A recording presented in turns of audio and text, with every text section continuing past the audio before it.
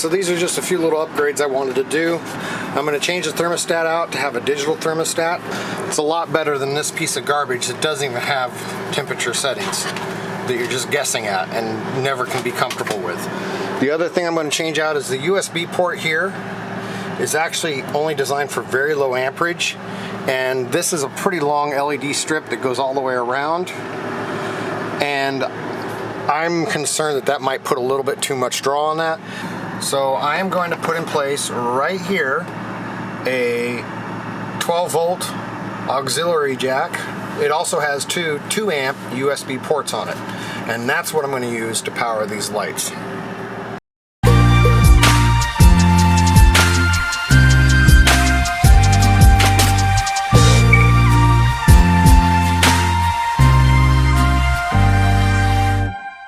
So first, I'm going to go ahead and take out the solar charge controller. And of course, these screws are all stripped like wonderful Rockwood fashion. So I'll probably have to do something with that too. Alright, so there is one thing on the negative wire here that on mine, this little one has a cap on it basically. It's the plug. The little clamp. It is the little clamp kind here, but the housing, the plastic housing that covers it is sealed. So I'm going to cut this little tip off here so that I can make use of this extra ground jack. So the wiring was pretty straightforward. These are labeled. I don't think you're going to be able to see this in the camera, but it has a little positive and a little negative on these ones that have the 2 pins. So you know which one to hook the red and the black to on these. Same as this one here, which is the voltmeter. It has a little positive right here on this side, so you know the red goes in. Then it goes into the switch. Now the switch, unfortunately, is not labeled. You're going to see 2 pins that are a silver color, and those are the positive. But I would use a continuity tester just to be sure.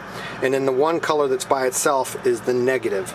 So you'll take the 2 legs that match, and you're going to hook the positive that goes to the battery on one, and the positive that goes into the other sockets on the other.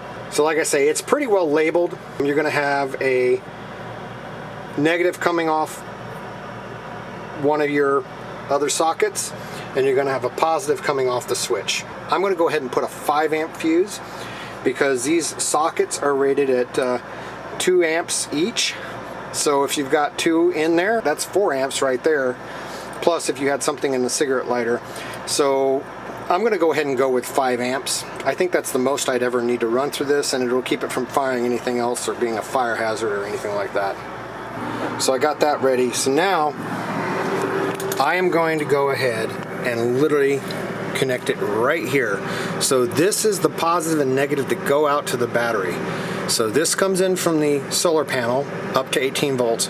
This is going to go out up to around 14 volts max, which is just fine for what we're trying to accomplish, because this is designed for automotive use, which an alternator puts out 14 volts. So I'm going to plug it in right here in line with the wires that are going to the battery. So rather than figure out a bunch of measurements, I went ahead and just put the charge controller back in, and I'm going to use it as a guide for where I want to put this. I'm going to draw some circles with my Sharpie so I know where to drill my holes. Alright, now that I have my holes drawn, I'm going to use an 1 1/4 hole saw and go ahead and get these things drilled. Just hope it goes well. Alright, so I got them all in. I'll go ahead and pull this back off. Alright, so as you can see, I added a little bit of extra length to the negative. I've got some extra length because I have the fuse on the positive. I created a negative jumper and a positive jumper to reach this socket over here a little easier. So yeah, they're all in place.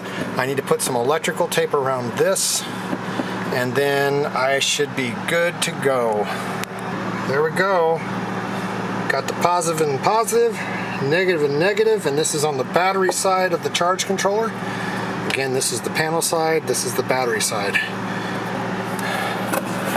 Now, put us all back snug as a bug in a rug. Okay, let's get it back together.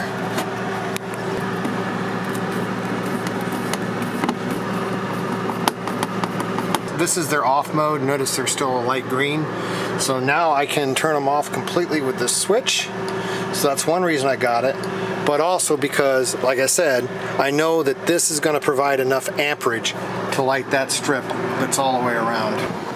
Because as you can see, I don't know how much amperage it takes, but it probably takes more to do that all the way around than what this little socket here can support. Because when I looked this up, it was like a half amp or something, and I just didn't want to risk it. So I got that for that.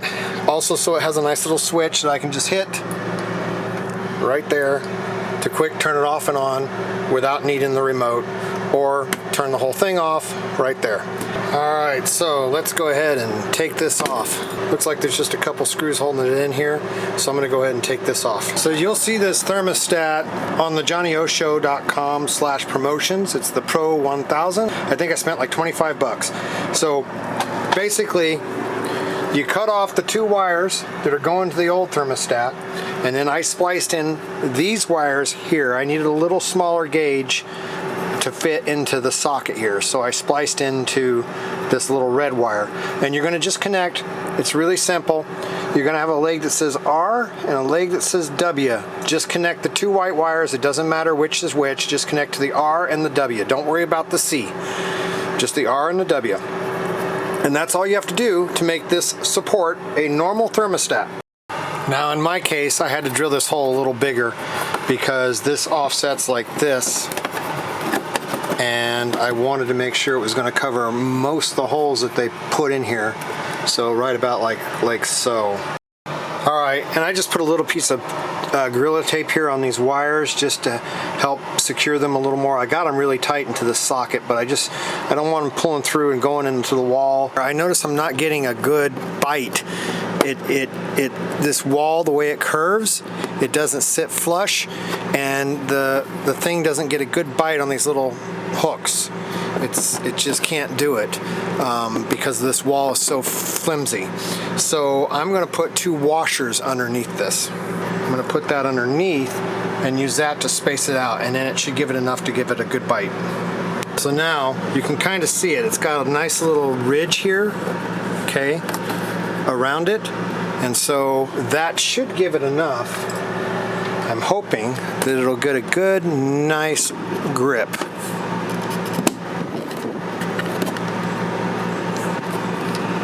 Yeah, there we go. Yep, there we go. Nice, good, solid grip. Now I'm gonna go ahead, because the screw holes are a little weak, I'm gonna go ahead and use some Loctite on them. And also a little bit of Loctite on these. You can always get it out if you want to, but these are all pretty well getting stripped.